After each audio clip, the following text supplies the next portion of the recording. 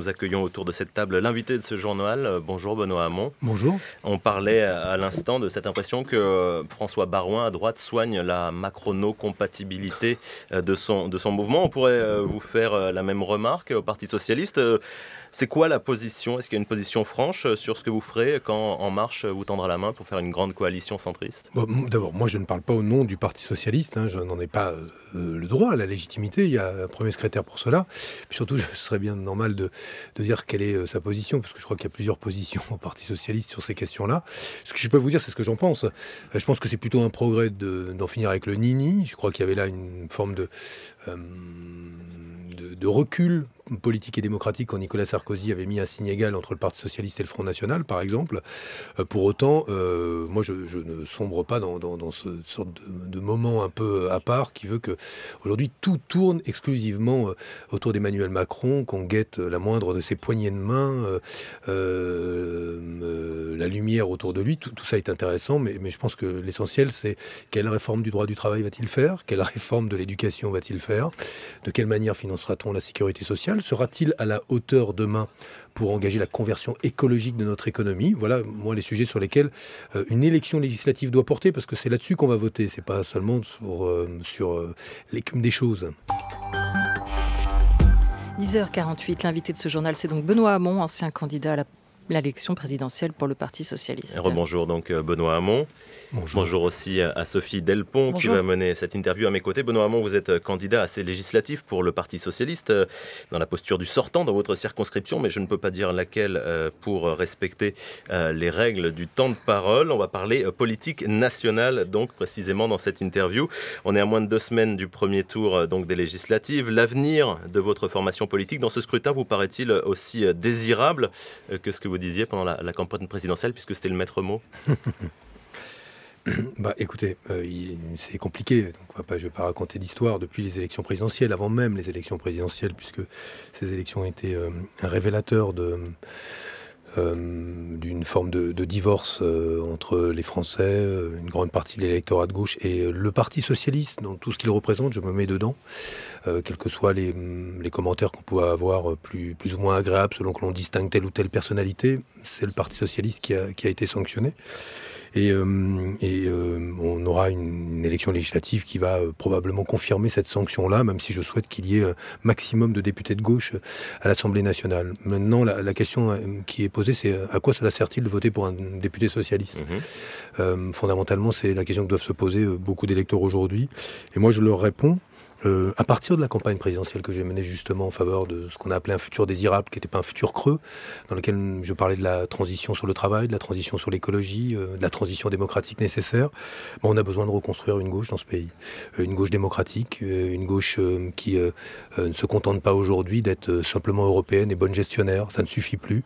Et cette forme de moins-disance sociale-libérale, elle a amené finalement la gauche à l'impasse dans laquelle elle est aujourd'hui. Donc pour reconstruire la gauche, on a besoin de députés de gauche et dont des députés socialistes. Sur cette reconstruction, question Sophie Delpont. Justement, vous disiez tout à l'heure que le Parti Socialiste avait plusieurs lignes par rapport à l'opposition constructive, soutenir la majorité présidentielle. Donc à quoi sert aujourd'hui de voter pour un député socialiste si on ne sait pas exactement la ligne qui sera la sienne ? Écoutez, moi je ne serai pas demain dans une majorité dans laquelle on trouvera Jean-Pierre Raffarin, si je comprends bien, Stéphane Le Foll, les députés d'En Marche. Voilà, c'est toute cette indifférenciation droite-gauche n'a pas beaucoup de sens. Est-ce que ça veut dire qu'on n'est pas constructif ? C'est quelque chose là aussi que je ne comprends pas bien. Les députés de gauche, quand ils ont voté le projet de loi de Mme Veil sous Giscard d'Estaing en faveur de l'avortement, ils n'étaient pas dans un débat constructif ou pas constructif, ils l'ont fait parce que c'était bon, ils étaient malgré tout dans l'opposition à l'époque à Valéry Giscard d'Estaing. Moi, je suis exactement dans le même état d'esprit. Je peux reconnaître la forme très réussie de la visite de M. Poutine en France, où le président de la République, Emmanuel Macron, a, je crois, sur la question syrienne, montrer un chemin, c'est-à-dire qu'il fallait trouver une solution dans laquelle toutes les parties, la partie russe, iranienne, mais aussi l'Union européenne, les Américains et les pays arabes doivent être dans la discussion. C'est ouvert, on peut le reconnaître, et en même temps, objectivement, va falloir qu'il y ait quelques députés de gauche pour faire en sorte que demain, quand on est salarié, on ne soit pas menacé par le fait qu'on bascule d'un code du travail national à un code du travail entreprise par entreprise. Ça, c'est extrêmement dangereux et ça ne fera que fragiliser ceux qui sont déjà les plus vulnérables. Voilà pourquoi moi, je me battrai là-dessus et les électeurs sont capables de les reconnaître, les parlementaires qui se battent pour ces combats-là et ceux qui ne le veulent pas, c'est tout. Vous souhaitez lancer un grand mouvement transpartisan pour reconstruire une gauche inventive, selon vos mots, avec une nouvelle formation donc le 1er juillet. Comment va s'articuler ce mouvement ? Oui, le 1er juillet, je ferai un grand rassemblement sur la pelouse d'Oreuilly à Paris. Il réunira plusieurs milliers de personnes. On est déjà, je crois, près de 12 000 personnes inscrites à cet événement. C'est très important. C'est pour moi l'occasion de travailler ou de commencer quelque chose que nous avons... commencer, c'est peut-être un peu exagéré, mais démarrer lors de l'élection présidentielle en abordant les questions du revenu universel, de la taxe sur les robots, de la conversion écologique de notre économie. J'étais frappé de voir que même Mark Zuckerberg, patron de Facebook, se prononce en faveur d'un revenu universel. C'est peut-être pas exactement celui qu'on a défendu, mais ce qui est intéressant aujourd'hui, c'est qu'on pense le rapport au travail. Est-ce que l'on veut travailler aussi longtemps demain qu'on travaillait hier ?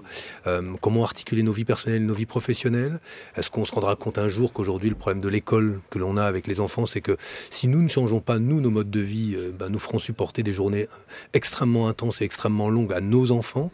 Toutes ces questions sont des questions importantes. Et moi, je veux qu'on continue à travailler là-dessus. On a le temps. Après tout, on a le temps. Les prochaines élections, après les législatives, elles seront bien plus loin. Et je veux le faire dans ce mouvement que nous lancerons le 1er juillet. Mouvement transpartisan qui oui, donc c'est un dépassement du Parti socialiste. Il y aura des écologistes, il y aura des communistes, il y aura des citoyens, il y aura des militants associatifs, il y aura des gens surtout sans aucun parti. Et nous allons nous inscrire dans une donc c'est volonté... la fin du Parti socialiste alors. Non, mais moi, j'empêche pas les doubles appartenances. Je ne suis pas un fétichiste, vous savez.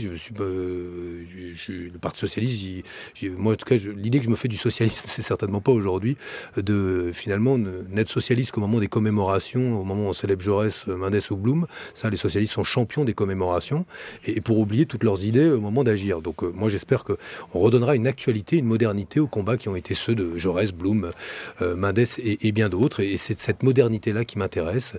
Voilà, autour de beaucoup de questions que j'ai évoquées, les grandes transitions que de toute façon notre pays va devoir maîtriser ou subir. Moi, je souhaite qu'il les maîtrise et si possible avec la participation la plus grande des citoyens. Sophie Delpont. Justement, vous parliez du revenu universel défendu, prôné aujourd'hui par Mark Zuckerberg. Pourtant, cette idée-là n'a pas fonctionné dans votre campagne. Comment vous expliquez que ça n'ait pas marché en France, que les citoyens n'aient pas adhéré ? Parce que c'est d'abord très nouveau. Parce que ça interroge un peu plus que c'est pas une petite mesure d'augmentation ou de baisse de la CSG, pardon de le dire comme ça, mais c'est un nouvel étage de la sécurité sociale. Il interroge notre rapport au travail et je pense qu'on a besoin de mener un peu plus qu'une bataille électorale, mais une vraie bataille culturelle. Si la gauche veut être en situation de pouvoir demain, quand elle gouverne, transformer la société, il faut qu'elle soit à nouveau hégémonique culturellement, elle ne l'est plus. Et c'est cette bataille-là qui m'intéresse. Moi, je fixe comme objectif, par exemple, au mouvement que je créerai le 1er juillet, de faire en sorte que la gauche retrouve une présence physique dans des territoires où elle n'est plus du tout.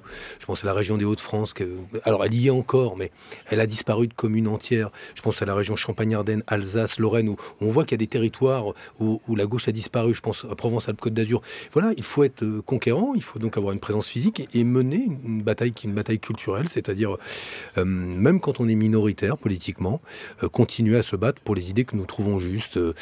Votre journaliste tout à l'heure évoquait la croissance, formidable la croissance, parce qu'on va continuer à faire de la politique uniquement pour faire quelques déciles de croissance sans s'interroger ni sur ce qui croit, ni sur le sens que cela a, et sur les conséquences que cela peut avoir sur nos modes de consommation et de production. La toute dernière question vous est posée par Olivier Gesbert. On vous a vu et entendu plutôt positif durant toute la campagne, vous l'êtes encore aujourd'hui, vous intéressant à la jeunesse, aux générations à venir.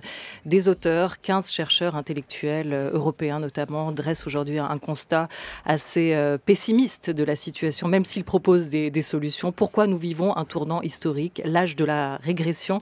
C'est le titre de cet essai pour lequel nous recevons dans la deuxième et dernière partie de la grande table le politiste bulgare qui est avec nous, Ivan Krastev.